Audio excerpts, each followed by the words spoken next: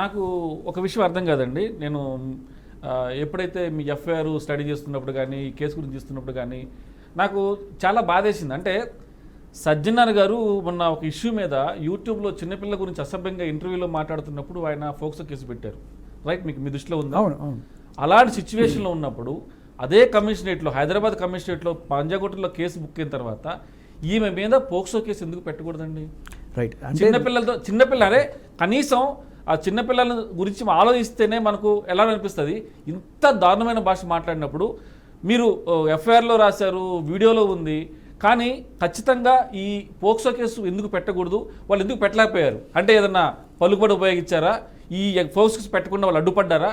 అసలు ఏంటి ఏమై ఉందనుకుంటున్నారు మీరు? సార్ అసలు మన పోలీసులు నా గోడువిని కేసు పెట్టడమే నాకు గొప్ప విషయం అనుకున్నాను. బట్ నిజంగా నేను చెప్తున్నాను కదా, పంజగుట్ట పిఎస్లో సిఏ గారు అది చూడగానే మీకు ఎలా అనిపించిందో ఆయన కూడా అంతే అనిపించింది. అందరం కూడా ఫ్యామిలీ ఉందంటే మన తల్లిదండ్రులు, మనం ఒక తండ్రిగా తల్లిగా మన బాధ్యత ఉంది మనకి. అప్పుడే ఆయన కూడా ఒక మాట అడిగారు, ఇది పోక్సో అవుతుందా అని కూడా ఆయన చర్చించారు. బట్ జనరల్గా అమ్మాయిల మీద కేసు అంటే ఇవాళ ఉన్న మన పిఎస్ సిస్టమ్ మీకు తెలియదు కాదు, దాంట్లో లీగల్ ఒపీనియన్కి పంపిస్తారు, లీగల్ ఒపీనియన్లో ఇదంతా పెట్టండి అనే ఒక ఇది వచ్చిన తర్వాతే వాళ్ళు ముందుకెళ్ళడం జరుగుతుంది. బట్ నేను అనుకుంటున్నది ఏంటంటే మేబీ విచారణ క్రమంలో ఛార్జ్ షీట్లో అడిషనల్గా ఇది నమోదు అవుతుందేమో అనుకుంటున్నారు. మీరు చెప్తున్న దాన్ని బట్టి సజ్జనార్ గారు ఇప్పుడు కొంతమంది చెప్పింది ఏంటంటే చిన్నపిల్లల్ని లైంగికంగా ఫిజికల్గా అక్కడ ఉండి మనిషి వేధిస్తేనే ఇది పోక్సో అవుతుంది, కాబట్టి దీంట్లో పోక్సో అయ్యే అవకాశం లేదని అక్కడ ఎవరో నాకు చెప్పారు. బట్ మీరు చెప్తున్న దాన్ని బట్టి ఆ యూట్యూబ్ ఛానల్లో వాళ్ళని అసభ్యంగా మాట్లాడిన దానికే వాళ్ళ మీద పోక్సో. ఇంటర్వ్యూలో అంటే చిన్నపిల్లలు ఇంటర్వ్యూ చేసినప్పుడు ఆ ఇంటర్వ్యూలో అసభ్యకరమైన క్వశ్చన్లు అడగటం, అసభ్యకరమైన సమాధానాలు చెప్పడం జరిగింది అక్కడ. దానికే అయితే ఎంత నీచంగా ఉంది సార్. ఒక నలుగురు ఒక చిన్నపిల్లని అత్యాచారం చేస్తే అని మాట్లాడితే మరి దీనికి పోక్సో ఎందుకు కాలేదనేది మరి మేబీ నేను టైం విల్ టెల్.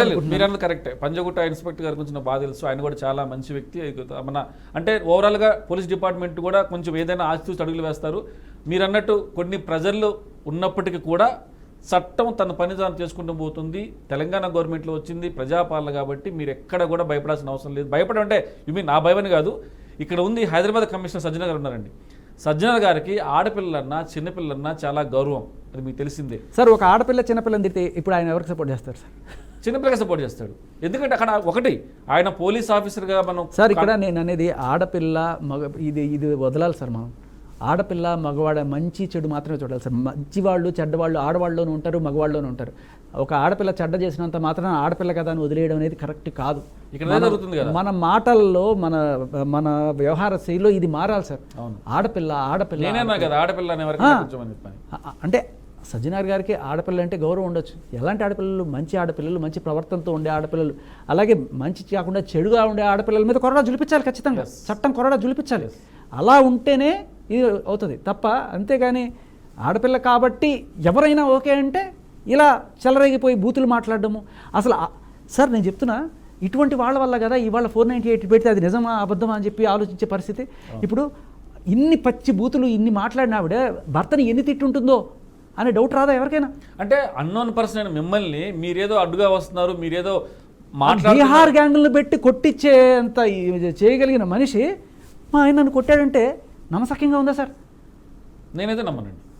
అంటే ఇప్పుడు చట్టం ఉంది కదా అని వెళ్ళి కేసులు పెట్టడం, బట్ ఒక మనిషి నిజస్వరూపం అనేది ఆవిడంతటికి ఆవిడే బయట పెట్టుకుంది ఒకరోజు. ఇది చూసిన ఎవరికైనా సరే ఈవిడ ఎవరన్నా ఇలా ఈవిడ మాటలతోటో లేకపోతే చేష్టలతోటో ఈవిడ బాధించగలదు, కానీ ఈవిడ ఎవరన్నా బాధించగలరా?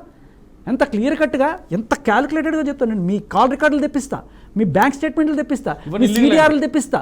For your kind information, call records తెప్పించడం ఇల్లీగల్. తర్వాత ఇవన్నీ ఇల్లీగల్ పనులు చేస్తామని చెప్పి పబ్లిక్ స్టేట్మెంట్ ఇచ్చిన తర్వాత కూడా ఎలా తెప్పించగలుగుతున్నావు? నువ్వు మాట వరుస చెప్పావా? నిజంగా తెప్పిస్తున్నావా? తెప్పించావా? ఖచ్చితంగా దీని మీద కూడా ఎంక్వైరీ జరగాలండి. కాల్ రికార్డ్స్ తెప్పించడం అనేది ఇల్లీగల్ యాక్టివిటీ కాబట్టి ఇంత యథేచ్ఛగా ఇంత నిస్సిగ్గుగా నేను కాల్ రికార్డ్స్ తెప్పించాను అని దాడి చేపిస్తా అని చెప్పి అంటాం సార్. దానికి ఇల్లీగల్ మీరు సరదాగా అన్నారు అనుకోవద్దు. ఎందుకంటే ఇప్పుడు ధర్మా మహేష్ ఆవిడ మీద పెట్టిన కేసు ఏదైతే ఉందో దాంట్లో క్లియర్ కట్గా సెక్షన్ 72 ఇంకోటిదో పెట్టారు. అది ఏంటి అంటే ఆయన కాల్ రికార్డ్స్ ఆవిడ దగ్గరికి ఎలా వచ్చింది? వాళ్ళ నాన్న ఆయన మాట్లాడుకుంది, లేకపోతే వాళ్ళ ఫ్రెండ్ ఈయన మాట్లాడుకున్న కాల్ రికార్డ్ ఆవిడ దగ్గరికి ఎలా వచ్చింది? జస్ట్ కాల్ రికార్డ్సే కాదు, కాల్ సిడిఆర్ఏ కాదు, కాల్ రికార్డ్స్ కూడా తెప్పిస్తుంది ఆవిడ. Okay, that's evident. ఎందుకంటే ఎక్కడి నుంచి తీసుకున్నారు ఆవిడ? ఆయన ఈవిడ సపరేట్ అయిపోయి చాలా రోజులు ఉన్నారు. ఆయన ఫోన్లో ఆయన ఎవరితో మాట్లాడుతున్నారో ట్రాక్ చేసి ఆ కాల్ రికార్డ్స్ తీసుకొచ్చి మీడియా ముందు పెట్టిందంటే how is it possible? Yes, అండి. ఈ that itself shows the proof. Yes, సరదాగా లేదు సార్, నిజంగా జరుగుతుంది అక్కడ. అంటే ఒకటండి, సరదాగా అన్న బాడీ లాంగ్వేజ్ కావచ్చు, తర్వాత నిజంగా నిస్సిగ్గుగా అనే వాళ్ళ మాటల యాటిట్యూడ్ మనం ఆ వీడియోలో మనం గమనించవచ్చు. ఎంత యాటిట్యూడ్గా, ఎంత ధైర్యంగా, అంటే నన్ను ఎవరు ఏం చేయలే చెప్పేసింది కూడా. నా ఇంటికి కూడా మనం ఆ మాట మనం మాట్లాడటం మళ్ళీ మన గురించి తప్పుగా అనుకునే సందర్భం కూడా ఉంది. సో ఇంత దారుణమైన భాషా ప్రయోగం చేశారని చెప్పానంటే, అంటే వెనుకున్న వ్యక్తులు కూడా మనం జనరల్గా ఒక మాట అనుకుందామండి, చిన్నపిల్లలు కనుక లేకపోతే మనం తెలిసిన మహిళలు కనుక సపోర్ట్ చేస్తున్నప్పుడు ఆ మహిళను మనం ఏదైనా తప్పుగా మాట్లాడితే అమ్మ ఇలా మాట్లాడకూడదు తప్పమ్మా అని చెప్పనాలి.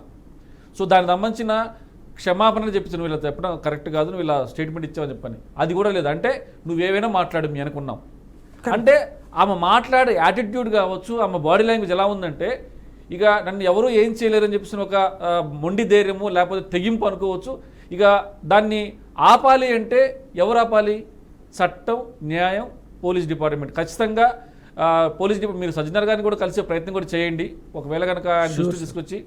ఎందుకంటే డెఫినెట్గా ఆయన స్పందిస్తారు. అంటే సార్ జనరల్గా ఇప్పుడు ఒక ఎఫ్ఐఆర్ కంప్లైంట్ పెట్టినప్పుడు పోలీసులు తీసుకోవడం, నిరాకరించడమో లేకపోతే జాప్యం ఇలాంటివి ఉంటే మనం జనరల్గా పై ఆఫీసర్స్ దగ్గరికి వెళ్తుంటాం. బట్ నాకు పంజగుట్లో ఆయన చాలా అంటే అంత ఫాస్ట్ రెస్పాన్స్. నేను ఫ్రాంక్గా చెప్తున్నా, నేను ఇంతకు ముందు అసలు ఇక్కడ ఈ ఉద్యమం అంతా స్టార్ట్ అయిందే పంజగుట్ట పిఎస్లో. అప్పుడు నేను ఒక అనామకుడిని నార్మల్గా వెళ్ళి, సార్ నాకు ఇలా ఒక అమ్మాయి బెదిరింపులు చేస్తుంది, ఇది చేస్తుంది అని చెప్పి వెళ్ళిన అప్పుడు కేసు పెట్టడం అనేది నాకు ఒక కానిస్టేబుల్ అక్కడ సంజాయించాడు మొత్తం చట్టం సిస్టమ్ని. భయ్యా నీ దగ్గర ఎన్నైనా సాక్ష్యాలు ఉన్నాయి, ఒక అమ్మాయి మీద నువ్వు కేసు పెట్టాలంటే, అదే ఒక అమ్మాయి మీద అమ్మాయి నీ దగ్గర అమ్మాయి దగ్గర ఏ సాక్ష్యాలు లేకుండా నీ మీద పెట్టాలంటే ఇట చిటికలో పని అయిపోతుంది. అంటే నాకు అర్థం కాల. అవునా, ఇదే మన లీగల్ సిస్టమ్, అర్థం కాల. అదేంటి సార్ నన్ను ఫ్యామిలీని బెదిరిస్తుంది, చంపేస్తానంటుంది, ఇన్ని అన్నా కూడా నువ్వు కేసు పెట్టి నువ్వు మొగడివి భయ్యా అన్న. నాకు అర్థం కాల. ఎవరు తెలియక చెప్తున్నారులే అనుకున్నా. తీరా చూస్తే సిస్టమ్ నీకు అక్నాలెడ్జ్మెంట్ మాత్రమే ఇవ్వగలం మేము, ఇప్పుడు కాదు, చాలా రోజుల క్రితం సంగతి. సో అంటే నాకు అప్పుడు ఎలా చేయాలి ఏంటి తెలియదు. నేను డైరెక్ట్గా వెళ్ళి అక్కడ రిసెప్షన్లో మాట్లాడేవాను. ఇప్పుడు తర్వాత సిఏ గారిని కలిసిన తర్వాత ఆయన స్పందించిన తీరు సార్, ఆయన చూడగానే ఆయనే ఇరిటేట్ అయ్యారు. ఏంటంటే ఇంత నీచంగా మాట్లాడతారని చెప్పి ఆయనే చేయండి అన్నారు. బట్ అక్కడ ఈ యాంగిల్ వస్తుందా లేదా, మీరు చెప్పిన పోక్సో యాంగిల్ వస్తుందా లేదా కనుక్కోమని లీగల్ ఒపీనియన్ పంపించారు. But still maybe they are ప్రస్తుతం అయితే ఎఫ్ఐఆర్ పెట్టడం అనేది ఎందుకు ఇంపార్టెంట్ అంటే, నా మీదకి రేపు ఏదైనా సరే వస్తే ఈ బీహార్ గ్యాంగులు పంపించి కొట్టించి చేస్తానంటుంది కదా, అది ఏమన్నా వస్తే ఖచ్చితంగా అదొక భయం అయితే ఉంటుందని ఫస్ట్ అయితే ఎఫ్ఐఆర్ చేశారు. బట్ ఈ పోక్సో కేసు నెక్స్ట్ పడచ్చేమో చెప్పలేము. ఖచ్చితంగా పడాలి కూడా. నేను పంజాగుట్ట ఇన్స్పెక్టర్ గారి నాకు బాగా పరిచయం కూడా వ్యక్తి నాకు యాక్చువల్గా. సో ఆయన ఏది కూడా యాజ్ పర్లా యాజ్ అన్ రికార్డ్స్ ఏమైతే ఉందో. ఇంకోటి ఏంటంటే మనం గుర్తుపెట్టుకోవాలండి, అక్కడ హైదరాబాద్ కమిషనర్గా ఉంది సజ్జనర్ గారు. సో ఆయన ప్రతి విషయాన్ని నిశ్చితంగా పరిశీలిస్తారు. ఎఫ్ఐఆర్ అయిన తర్వాత ఈ కేసు ఎందుకు పెట్టలేదు, ఎందుకు చేయలేదు ఉంటుంది. కాబట్టి మొత్తం మీద డిపార్ట్మెంట్ అనడానికి లేదు.